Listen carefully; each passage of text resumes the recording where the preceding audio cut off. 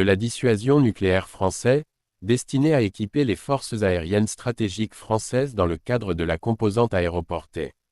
Mis en service à partir de 2009 en remplacement de la SMP d'origine, il est conçu pour être porté par les avions Rafale et le Mirage 2000N, ce dernier étant progressivement retiré.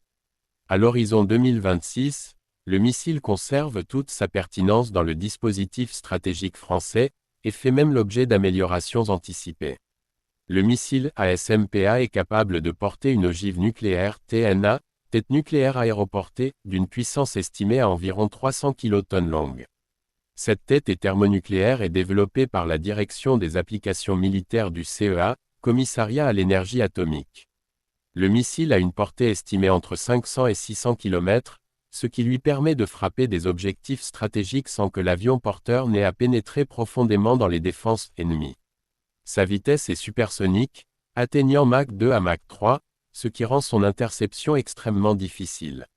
Sur le plan technique, la SMPA est propulsée par un statoréacteur, ce qui lui confère une grande vitesse tout en conservant une trajectoire relativement imprévisible.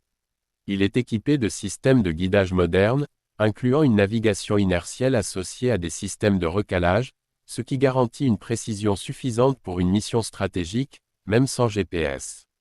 L'ogive TNA est conçue pour pénétrer les bunkers, les centres de commandement ou les infrastructures critiques avec une grande efficacité. À partir de 2026, le missile est prévu pour rester en service jusqu'au remplacement prévu par le ASN-4G, air-sol nucléaire 4e génération, en cours de développement. Ce futur missile devrait utiliser une propulsion par statoréacteur à air ou à cycle combiné, et aura une portée significativement augmentée, permettant une plus grande souplesse stratégique face à l'évolution des menaces.